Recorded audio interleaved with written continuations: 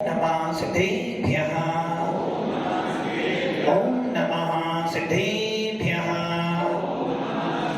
यदर्चा भावेन प्रमुदित मनादर दुर्यः छनाथा सिद्ध स्वर्गी गुणगण समर्था सुखनिधि लवन्ते सद्भक्त्या शिव सुख समाजं किमुतता महावीर स्वामी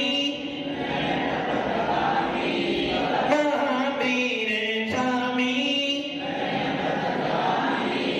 महावीर स्वामी नयन बधिगामी भवतु मे गुरुवः पान्तुनो नित्यं ज्ञान दर्शन नायिका चारित्राणां गंभीर मोक्ष मार्गोपदेशिका पंच प्रविष्टि भगवान की एक आदिनाथ भगवान की अंतिम सत्संगति भगवान महावीर स्वामी की आचार्य श्री कुंद भगवंत की आचार्य श्री विमल सागर जी महाराज की आचार्य गुरुदेव सरस्वती सागर जी महाराज की तीन करोड़ करोड़ मणि राजों की द्वादशांजलि माता की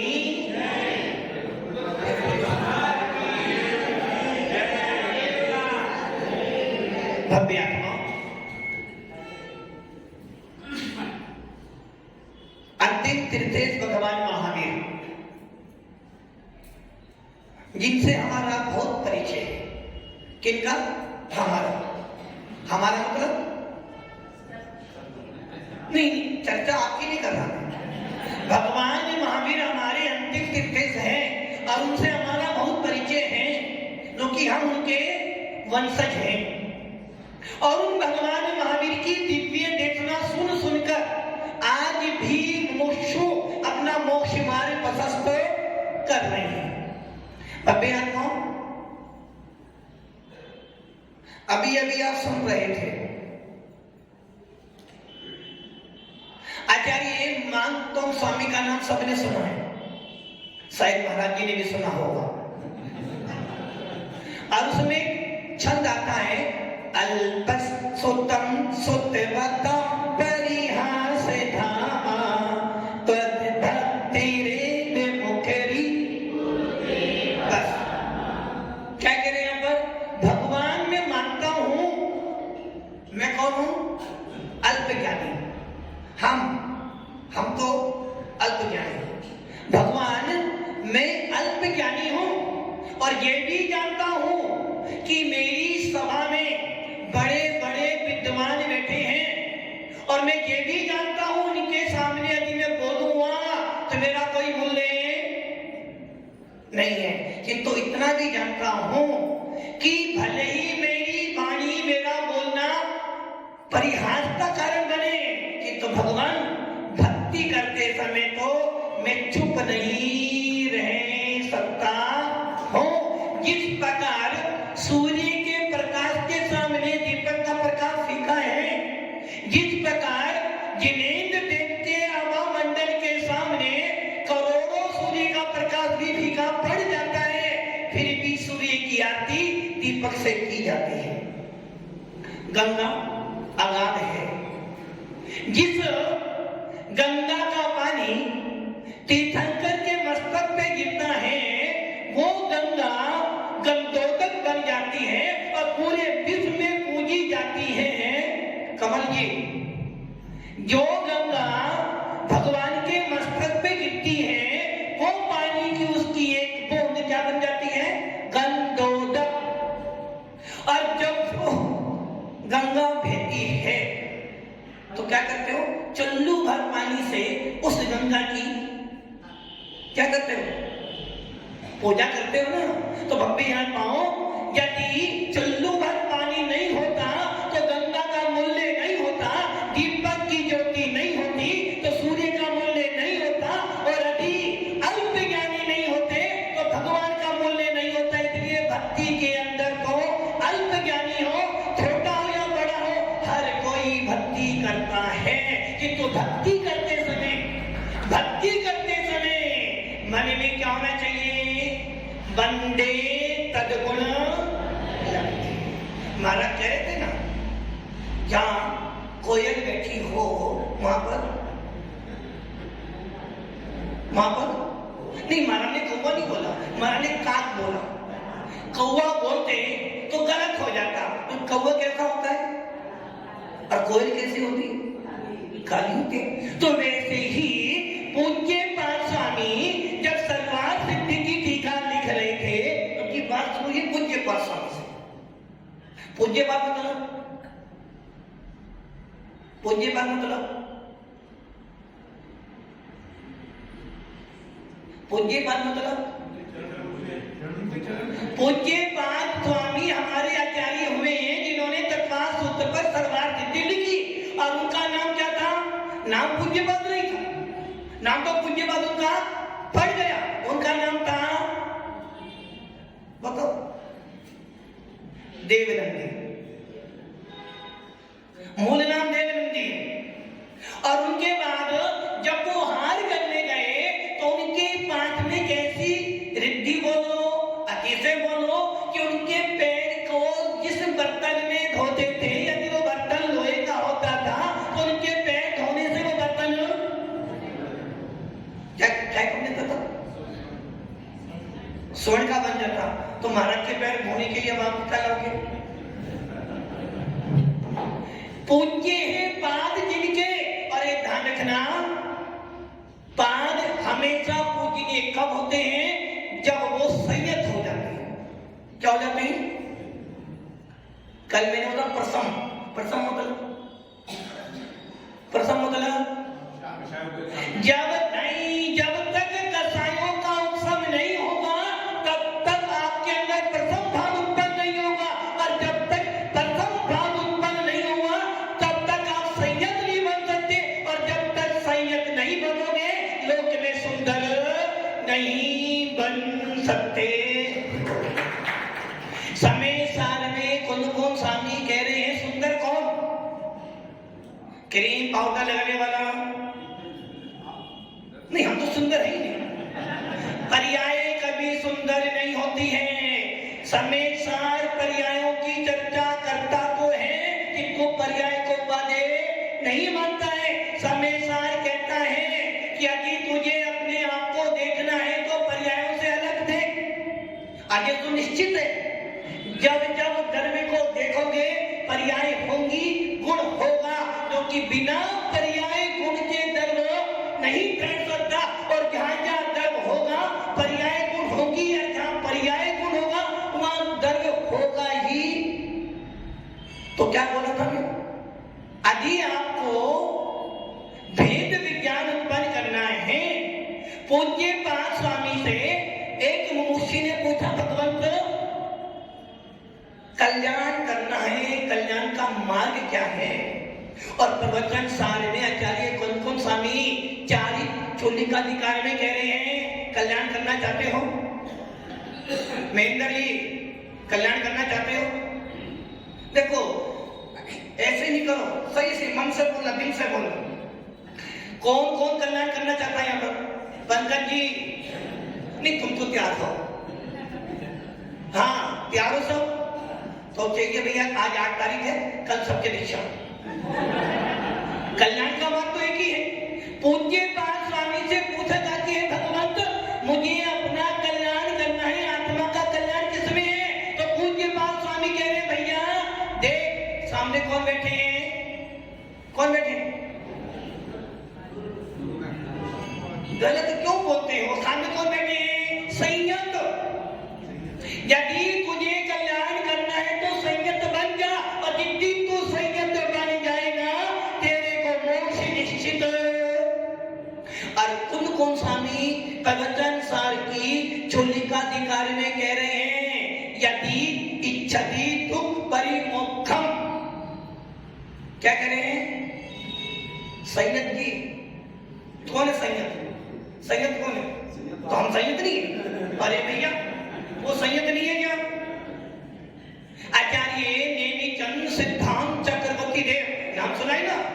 गोमटेश भवली, जब जब गोमटेश भगवान की प्रतिमा देखते हैं मन में आचार्य नेमिचंद सिद्धांत चक्रवर्ती की याद आती है कि वहां आचार्य ने ऐसे बिंब को विराजमान कर हेमंत भैया इतना बड़ा बिंब विराजमान कर दिया। और जब 12 साल में एक बार अभिषेक होता है तो पूरे विश्व के अंदर जिन शासन की महिमा गाई जाती है। मतलब कि कितना उपकार किया है हमारे आचार्यों ने। अब वो आचार्य कह रहे हैं छठे गुणस्थान से लेकर आगे जितने भी गुणस्थान हैं, गुणस्थान अतीत है, वो सब के सब कौन है? कौन? संयत। यहां संयत कौन है? यहां पर संयत कौन है? नहीं, हाँ, संयत सागर कौन है? संयत है ना। मतलब कि क्या हो गया? एक ध्यान रखना, आत्मा का कल्याण करना चाहते हो सबसे पहले प्रथम भाव, और ये ध्यान रख लेना पूरे संसार में परिभ्रमण करते आए हो। यदि सुगम प्राप्त करना, सुगम मैंने सरल मार्ग। कौन सा सरल मार्ग है? आत्मा में आत्मा को जानने का सबसे सरल मार्ग है सुगम। सुगम मतलब जिन शासन, बिना वीतराग शासन के बिना आत्मा का बोध होने वाला नहीं है। और जो व्यक्ति आत्मा का बोध करना चाहता है, जो जीव आत्मा में उतरना चाहता है, अपने अंदर भगवान देखना चाहता है, उसे प्रथम भाव को लाना पड़ेगा। सुंदर की बात तो बहुत बाद में आएगी, पहले क्या करना पड़ेगा? प्रथम। प्रथम मतलब कसाइयों की मंदता। और जब कसाइयों की मंदता होगी, जब भेद विज्ञान हो जाएगा, और जब भेद विज्ञान हो जाएगा तो वो क्या भावना भाएगा?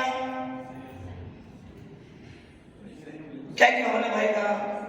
ओ मेरे आत्मपते जहां सिद्धो का है देश चलो अब वहां चले। जब भेद विज्ञान हो गया, आत्मा अलग है, शरीर अलग है, आत्मा अलग है, पर वस्तु अलग है, जीव अलग है, और पुद्गल अलग है, मिला हुआ है। मेरी आत्मा में पुद्गल मिला हुआ है, दूध पानी जैसा मिला हुआ है। किंतु हंस क्या करता है? पानी पानी पी लेता है। नहीं, आप तो वही काम करते हो, पानी पानी दो। हंस क्या करता है? दूध में से दूध पी लेता है, पानी को छोड़ देता है। उपयोग वैसे ही जो भेद विज्ञानी होता है वो जानता है संसार अवस्था में बिना शरीर के मैं नहीं रह सकता, बिना पुद्गल के नहीं रह सकता। किंतु फिर भी क्या भावना आता है? मैं पुद्गल। कौन है पुद्गल? आप कौन हो? पुद्गल हो, आत्मा हो? आत्मा हो, पुद्गल हो? आप कौन हो? आत्मा हो, पुद्गल हो? आप कौन हो? असमान जाति द्रव्य पर्याय, असमान जाति द्रव्य पर्याय। आप कौन हो? जब जब मिलावट करोगे जीएसटी लगेगी, जब जब दो को मिलाओगे विजाति उत्पन्न होगी, और जब जब विजाति उत्पन्न होगी संसार मिलेगा। आप कौन हो? पुद्गल हो, आत्मा हो? आत्मा। सोच लो, आत्मा हो, पुद्गल हो? आत्मा हो। कपड़े कौन पहनता है? खाता कौन है? पुद्गल। मैंने तो आज तक कभी भी पुद्गल को खाते हुए, और आत्मा तो अनशन स्वभावी है, आत्मा तो खाता पीती है ही नहीं। आत्मा खाती नहीं, पुद्गल खाता नहीं, फिर कौन खाता है?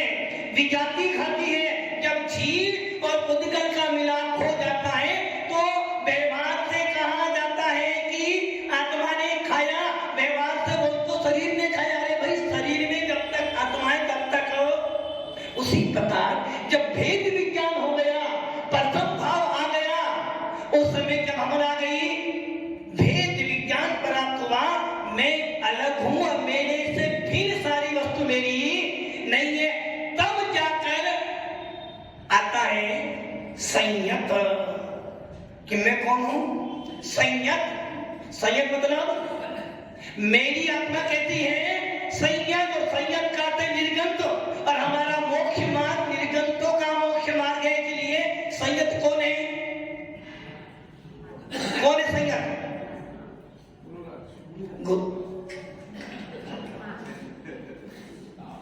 नहीं, हम तो नहीं, संगीत सागर को कोई वो मानते नहीं। तो उन्होंने पहले जब ये माना कि हम आपको संगीत बोल नहीं सकते, हम तो अच्छा जब भी नाम बोलोगे संगीत बोलोगे या सुंदर बोलोगे? सुंदरी तो वो सुंदर नहीं है, हम संगीत नहीं है। ये प्रसंग में तो ये संगीत सुंदर दोनों ही नहीं। अरे भाई नामों में क्या रखा है, धर्म को देखो। इसलिए किसी कवि ने बहुत अच्छी पंक्ति लिखी है, हम तो कब न निजे घर आए, घूमत घूमत कई भव बीते, नाम अनेक धर आए रे। हम तो कब न निज, जिस समय प्रथम भाव आता है उस समय संयत बनाता है, और जिस समय संयत बनाता है उसी दिन भगवान आत्मा दिखाई देती है। इसलिए भगवान आत्मा, और जब तुम भगवान आत्मा बन जाओगे, संयत बन जाओगे, और संयत बन के क्या करोगे? लोक में सुंदर कौन है? हम सुंदर हैं, पर आप सुंदर नहीं हो। पर्यायों को क्यों देखते हो, धर्म को देखो। इसलिए कौन स्वामी कह रहे हैं, जो संयत बन जाता है और अपनी आत्मा के सम्यक दर्शन, सम्यक ज्ञान, सम्यक चारित्र की साधना करता है, इसमें लीन हो जाता है, कोई संसार में सुंदर होता है। तो सुंदर नाम तो बहुत बाद में आएगा। पहले प्रथम भाव उत्पन्न करो, फिर संयत भाव उत्पन्न करो। और प्रथम भाव कब बनेगा? जब तेरी विशुद्धि बढ़ेगी। बिना विशुद्धि बने प्रथम भाव नहीं आना, बिना विशुद्धि बने संयत बना नहीं आना, और बिना विशुद्धि बिना तो लोक में सुंदर भव्य आत्माओं। आज प्रथम तीर्थेश भगवान आदिनाथ, प्रथम तीर्थेश भगवान आदिनाथ, जिन्होंने इस तीसरे काल में जन्म लिया और तीसरे काल में ही निर्वाण को प्राप्त किया, ऐसे प्रथम तीर्थंकर आदिनाथ जिनका जन्म अयोध्या में हुआ, जहां पूरा विश्व आज अयोध्या को किस रूप में जानता है? अब बात सामने है। पूरा विश्व अयोध्या को मात्र राम के कारण जानता है। चित्त भव्य आत्माओं, भगवान महावीर कहते हैं राम हुए हैं मानते हैं, राम हुए हैं मानते हैं, किंतु महावीर से पहले हुए, महावीर से पहले हुए ये बात नहीं सकते हैं, किंतु ये बात नहीं सकते हैं कि आदिनाथ के बाद हुए हैं। राजा राम अयोध्या के नरेश बनते हैं, कोई हमें फर्क नहीं पड़ता। जो कि आदिनाथ भी महाराजा अधिराजा बने थे अयोध्या के।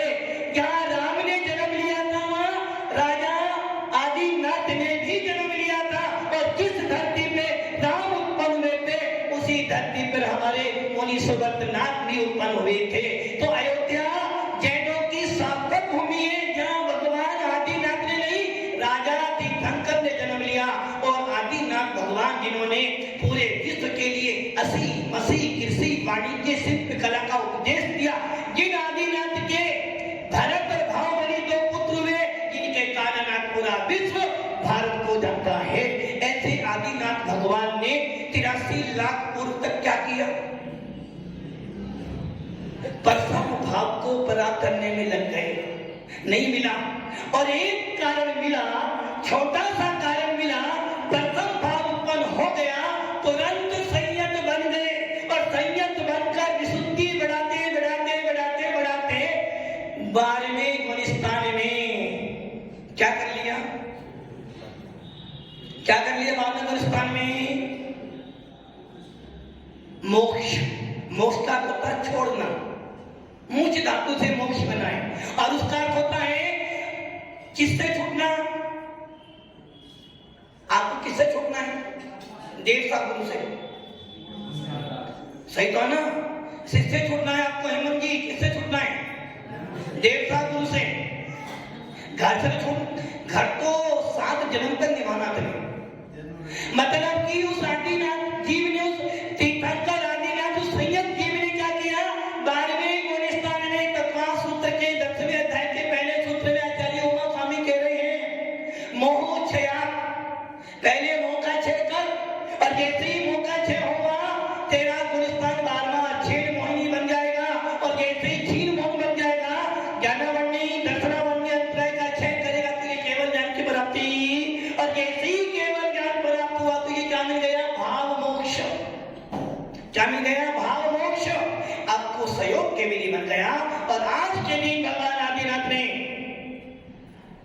भाव मुक्त तो बहुत पहले प्राप्त कर लिया था। आज के दिन भगवान आदिनाथ ने उस कैलाश पर्वत से सारे कर्मों को अलग कर परम निर्वाण को प्राप्त किया। पंडित पंडित मरण कर परम शुद्ध आत्मा को प्राप्त किया। गोरिस्तान अतीत हो गए। इसके बल पर, इसके बल पर, विशुद्धि के बल पर विशुद्धि बनाई, प्रथम भाव उत्पन्न हुआ, प्रथम भाव उत्पन्न हुआ, संयत बन गए। और जब संयत बन गए, अपनी आत्मा को आत्मा में विराजमान करा तो पूरे लोक में सुंदर बन गए। ऐसे आदिनाथ प्रथम तीर्थंकर जिन्होंने अपनी आत्मा का कल्याण किया, ऐसे आदिनाथ भगवान के चरणों में प्रार्थना विनती करते कि हे भगवान, आप तो भगवान बने हो, मेरे अंदर भी भगवान बना प्रकट हो जाए। इन भावनाओं से मैं आपके चरणों में नमस्कार करता हूँ। नमस्ते।